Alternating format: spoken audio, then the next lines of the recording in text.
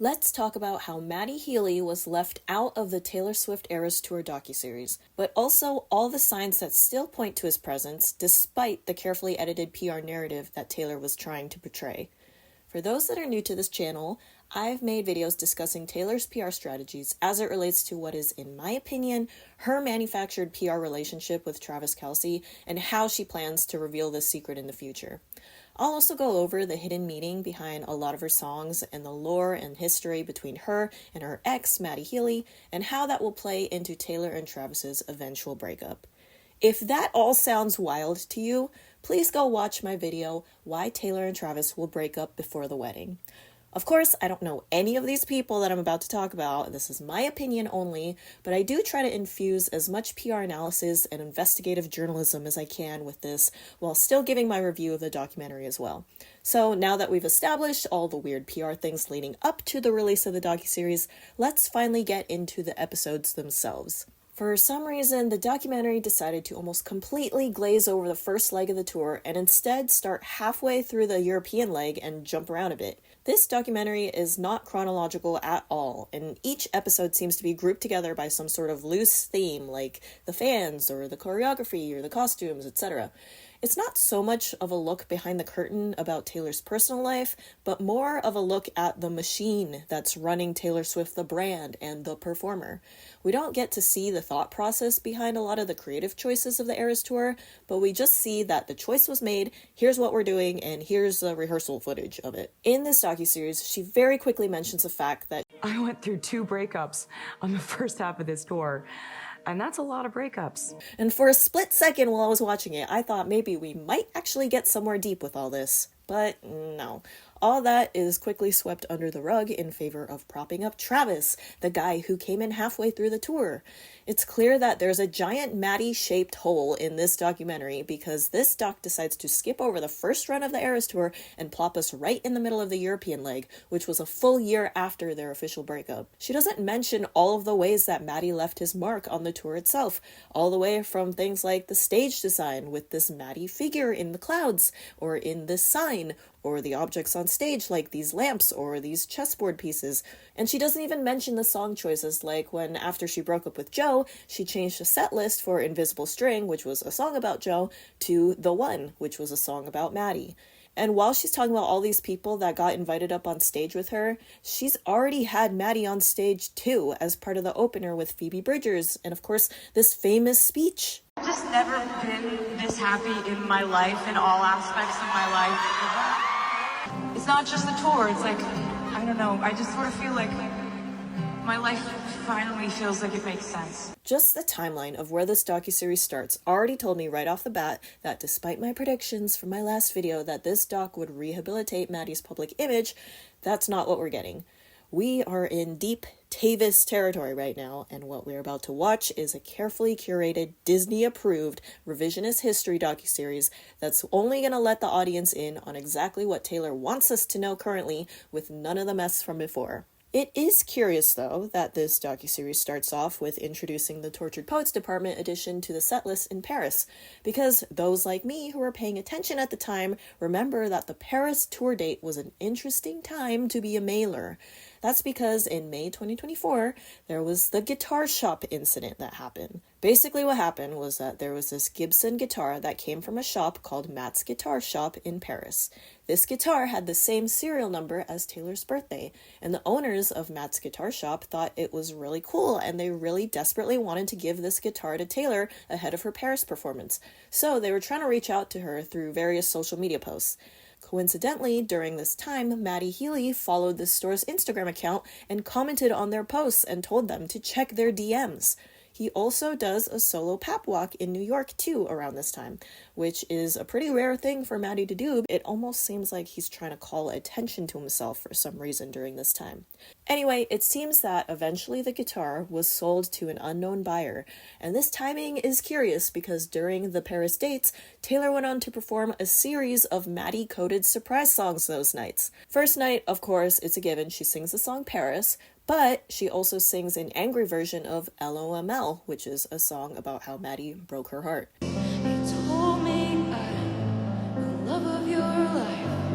But that accusatory tone seems to shift on night 2 when she sings a mashup of Is It Over Now with Out of the Woods. Like, maybe whatever was going on isn't over yet. Then night 3 is totally happy because she sings Hey Steven, which is Matty's favorite song, with Maroon, which we've established is clearly a Matty song. How the hell do we lose sight of us again? Both of those songs are very positive and loving. And then on the final night, night 4, is when we get a mashup of The Alchemy with Treacherous. What if I told you we're cool? That child's play back in school. This wood keeping under my room. This love is treacherous. I like it. And then we also get Begin Again with Paris. What's past is past.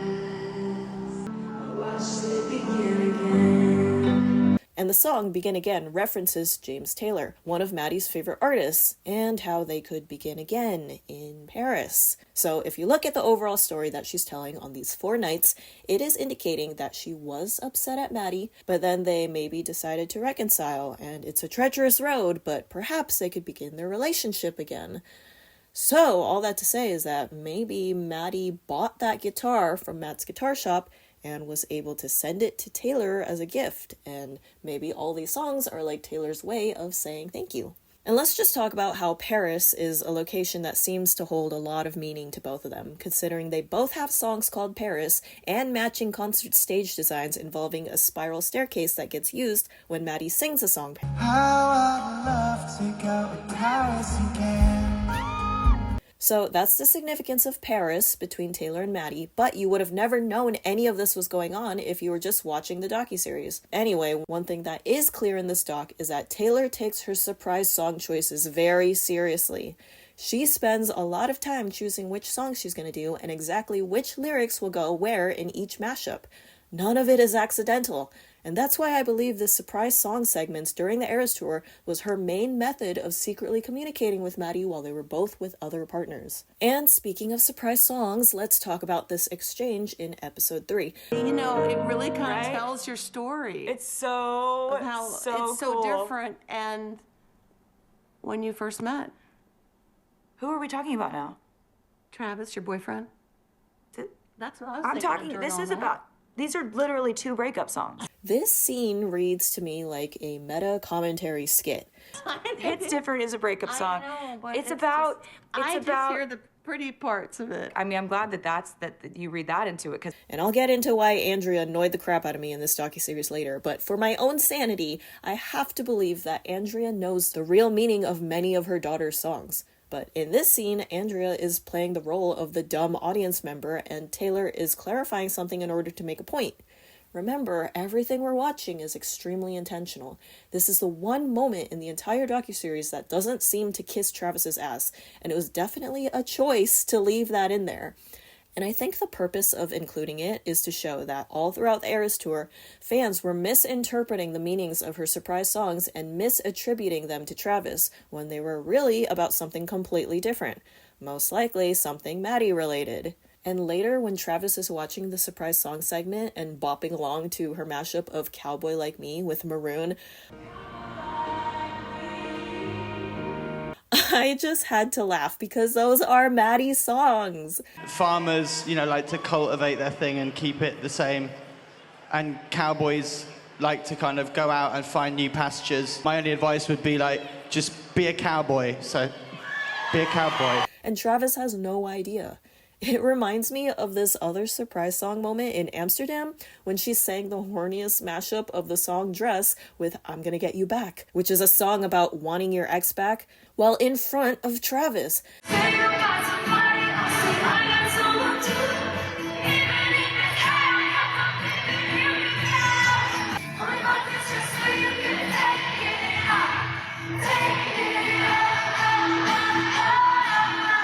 And do you remember this lame-ass excuse she said for the song I'm Gonna Get You Back?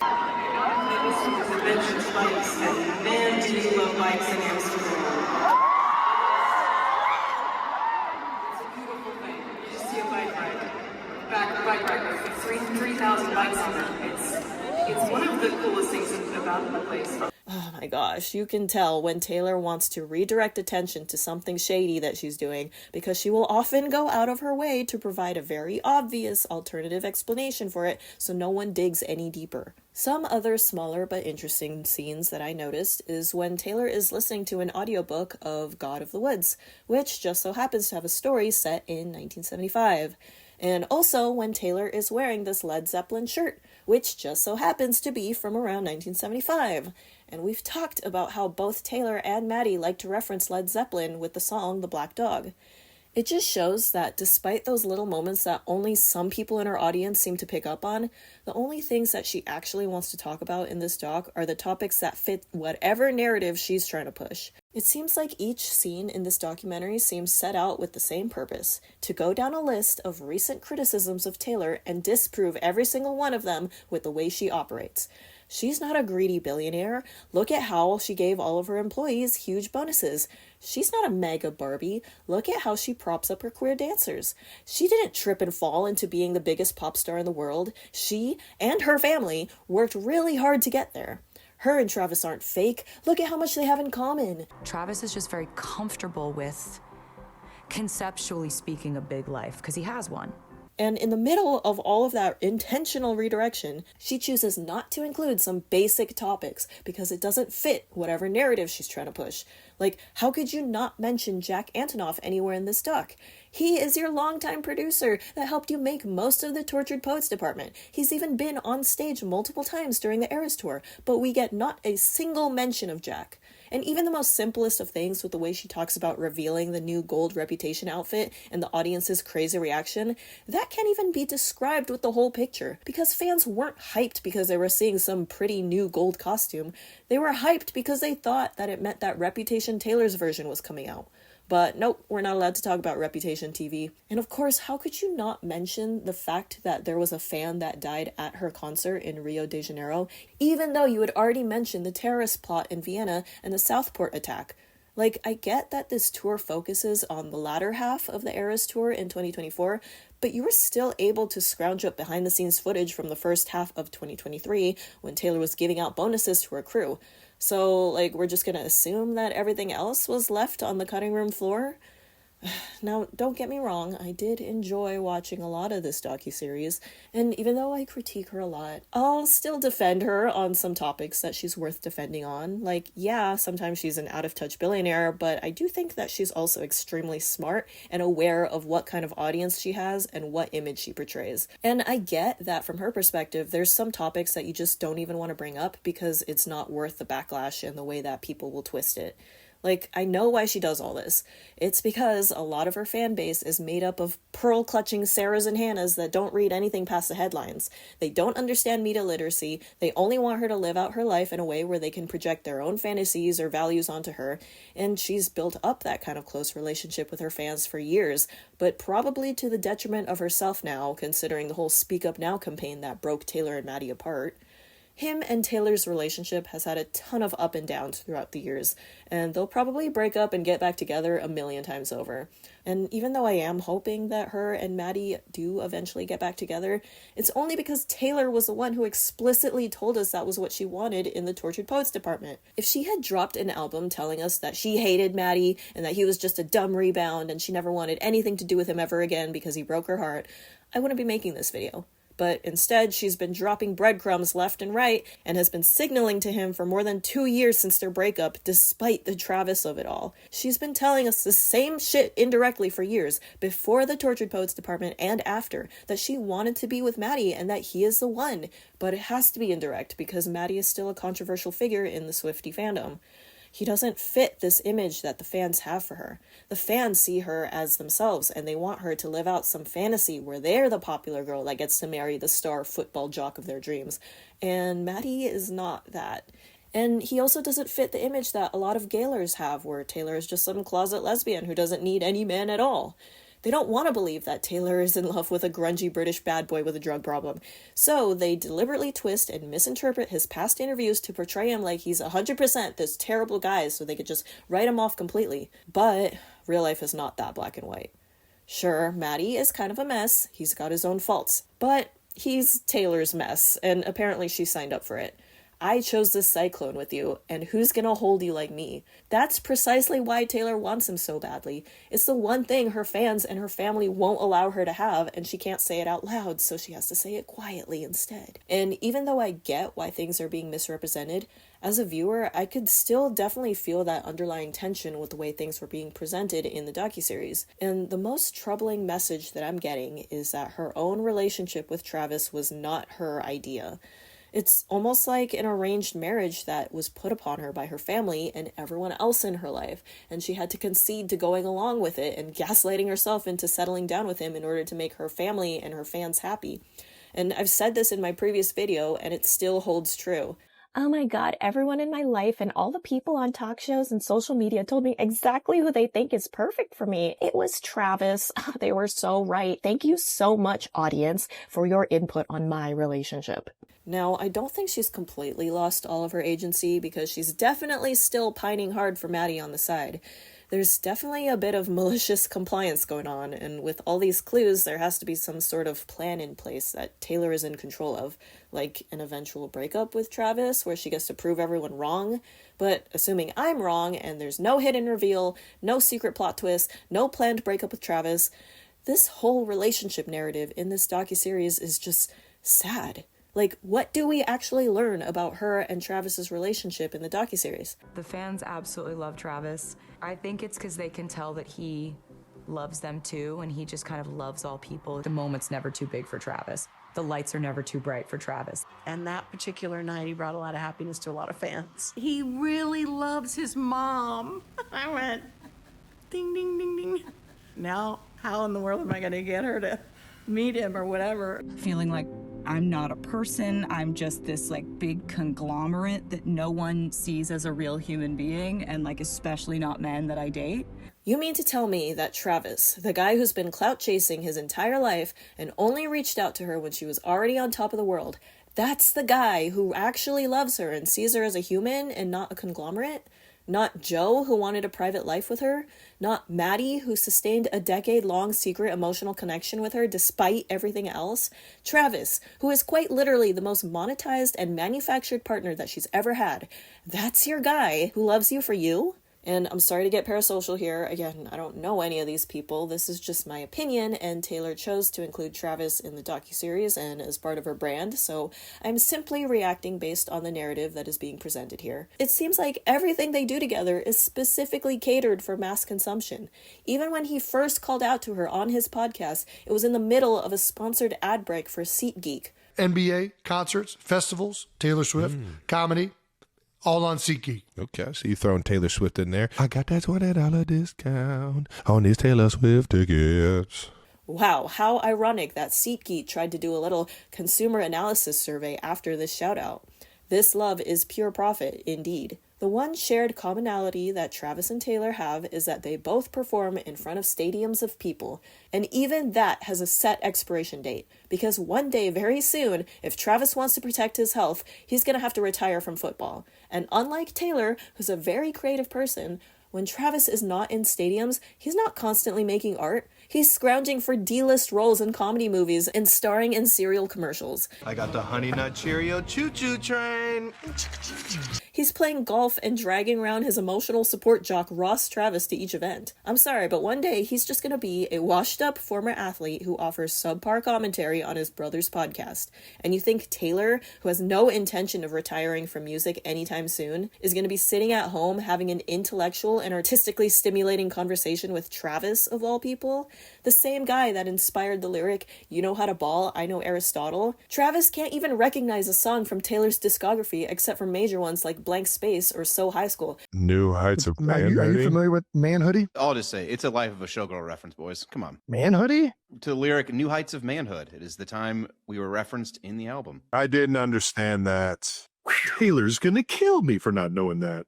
This is the guy that she claims to love so much, but can barely come up with a personal distinguishing character trait of his for why she loves him, other than the fact that he's there and the fans like him, and he likes them too. These two have been together for 2.5 years, but they don't even live in the same house, and they only see each other to show up for pre-planned PR outings and brand deals. Now, I don't follow this too much because jet tracking is super creepy, but I have heard that there are some people who track her private jet, and have noticed that for the majority of the Chiefs games in the past, she only flies in on her jet for a few hours into Kansas City and then typically leaves soon after. Like, she can't wait to get away and go back to her New York apartment. I'm only half joking when I say this, but I believe the song I Hate It Here is about Kansas City, which, honestly, super relatable. And let's talk about Travis appearing on stage during the Eras Tour for the I Can Do It With a Broken Heart skit. That was the loudest it ever got on the Eras Tour. But I remember thinking about the skit and always just being like, if there was ever a point to put Travis in the show, I think this would be the one. I can't remember how it came up. I think we were just joking around about like him doing it, like him going up there with Cam. And it became very clear that he like wasn't joking. And I was like, oh wait, no, you would do that? Now, that sounds different than what we've heard from Travis. Mentioned it to Tay. I was like, how funny would it be if I just like rolled out on one of the bikes during the 1989 like I know exactly what part you're talking. And sure enough, she found the perfect part of the show for me to come in. So you mean to say that Travis wanted to be in a different section, but then you convinced him to be in a part of your show where you literally collapse after singing about Matty breaking your heart, and then you need your fake boyfriend to act as one of your handlers to pick you back up and encourage you to put on a fake happy face and perform with a broken heart? Wow, I really hope for Taylor's sake someone in her family is actually on her side. How about, instead of worrying about the men in your life seeing you as a conglomerate, you start with your own parents, Taylor? I was completely the opposite. I went into business in school. I mean, we worked together. We're kind of a family business for 20 years. You know, I never heard her say the word fame or money. Yeah, you never mentioned money as a kid because your parents were already doing it for you. Scott and Andrea Swift, the same parents that announced her birth in the paper as if it was a business merger. The same dad that had unhinged leaked emails come out with him raving about how he was the one who built up Taylor's career and how he can't stand his wife, among other things. Her family is so involved in her career in management that it's extending into her own personal life. I truly believe that Scott Swift was a huge reason it didn't work out between her and Matty. And we've kind of seen that rift before because, of course, there's a song, But Daddy, I Love Him. But please look into this theory that the song Thank You, Amy is actually about Scott Swift, not Kim Kardashian. Because if that's true, holy smokes. Like, why else would Taylor include the line about her mother, Andrea, being a saintly woman, but she used to say that she wished you were dead? That is a crazy line. Like, holy crap, why are you starting beef between your mother and Kim Kardashian? But it would make sense to say that about an ex-husband. It also explains why Scott stopped going to the Eras Tour for a while once the Tortured Poets department was introduced into the set list. Point is, her parents are seemingly more concerned about what's best for Taylor Swift the brand than what Taylor Swift the person actually wants. And right now, Travis is the safest and most financially profitable option out there. I know that Scott Swift is a lost cause, and we have no idea what her brother Austin is up to, but I hope that, at least out of all the people in her family, her own mother, Andrea, is not actually part of some giant attempt to pressure her billionaire daughter into living this all-American football wag life that she picked out for Taylor. And so you call me up like with this tone of like, hey, so I know you're gonna not react well to this, but there's a guy. He's really cute. You said something to the effect of like, you gotta start doing something different. I really, really hope that Andrea is in on this fake relationship PR narrative, because if you were a mom seeing your daughter go through 2 devastating breakups back to back, you would think that a responsible mom piece of advice would be to let your daughter be single for a while to gather her thoughts and her self-worth and focus on her tour, not immediately shove her into a brand new relationship with some football guy that you personally think is hot. Like, if that's the life her mom truly wants Taylor to live, then either Andrea doesn't know her daughter at all, or she's in on some scripted plan just like Taylor. Because if Taylor wasn't pressured by external forces, you know that she'd rather be with an artsy Twinkie British man. So, all in all, this docuseries for me was a mixed bag. I still enjoyed some of it just from a Swiftie perspective, and I could watch a whole episode on just the costumes and the set design alone, as long as it included the creative thought process behind each decision, which it didn't even do. But I'm disappointed at how filtered and sanitized it turned out to be. Besides mentioning the Southport attacks and the plot in Vienna, There was barely any real emotional stakes in the documentary. Like, the ones that were there came from her backup dancers and her crew's personal stories. But it just wasn't revealing for Taylor. It was more like an exercise in branding and just taking a victory lap around for her tour. I think the purpose of this docuseries was to reinforce the idea that her being with Travis isn't actually something that she wants for herself. It's more something that she's doing to please everyone else around her, so that when Taylor and Travis do eventually break up, people can look back and pick up on those notes. I am sure that there's a cut of this documentary that has footage of Matty in it, but it's just hiding on some dusty hard drive somewhere like the fucking Epstein files. But I'm crossing my fingers because I think that this docuseries was maybe the last real obligation that Disney asked of Taylor before the whole PR narrative with Travis will finally unravel. I do believe that they're gonna break up soon, probably before the wedding, but, maybe soon after, I don't know. Because since this docuseries came out, Taylor has been signaling some weird, ominous things lately. Things that have not been great for Travis. She's been referencing the song Nobody, No Crime multiple times with the Haim sisters on these pap walks, like she's about to commit some metaphorical murder. Taylor's gonna kill me. Back when she was spotted with just Esty Haim on December 8th, a Tuesday night, that was to make a reference to Nobody, No Crime. So I believe that this first pap walk with Esty was some kind of ominous warning. January 9th, we see all of the Haim sisters, Esty, Alana, and Danielle, plus Somber, carrying loaves of sourdough bread while leaving a restaurant, but Taylor herself is not seen. I've pointed out before that Taylor's pap walks are very calculated. She is only seen when she wants to be seen. She already knows how to avoid the paparazzi. In this case, just her bread is seen. So I'm wondering, was she even there at this dinner? Because, she says in Nobody, No Crime, Esty's sister's gonna swear she was with me, right? But you know where else the Haim sisters showed up? The Bejeweled music video. The same one where Taylor gets a proposal, then ghosts the prince and gets the castle. That's right. I think she's gonna ghost Travis. And it wouldn't be surprising if she does, because lately there have been articles popping up that are seemingly throwing Travis under the bus. Like when Taylor decided to donate to a bunch of organizations at the end of the year, right around when an article about Travis's sketchy charity donations appeared. It's almost like she's trying to create some sort of juxtaposition that she's some noble, generous philanthropist, while Travis is out here mishandling his charity funds. Or when this recent article popped up when Travis was unable to comfort Taylor after the Chiefs game shooting because he was too drunk.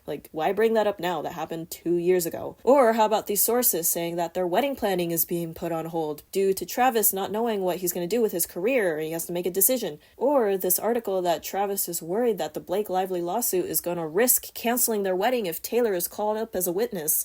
Regardless of if these articles are true or not, the fact that they were published and there's no direct denial coming from Taylor's PR means that Taylor is okay with this kind of negative narrative coming out.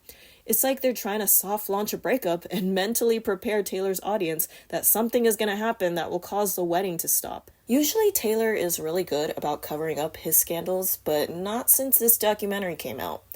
Okay, but where does Somber fit into all this? Why is he at this dinner? He's a much newer friend to Taylor compared to the Haim sisters. Well, did you know that Somber has said on TikTok that he even wrote a song that was inspired by Matty and Taylor's relationship? So he's a mailer. He also happens to be a Matty Healy lookalike. How could Taylor not sit across from this dude and see a resemblance to a younger Matty Healy? Anyway, so her friends get their photos taken, but Taylor is missing. We only see her bread. It's like she's leaving breadcrumbs. Wow, Taylor, nice pun, great. And if we follow the breadcrumbs, we would know that right after this dinner, Somber then goes to a Lakers basketball game that night, the same one that the actual Matty Healy and Gabriette just happened to be attending as well.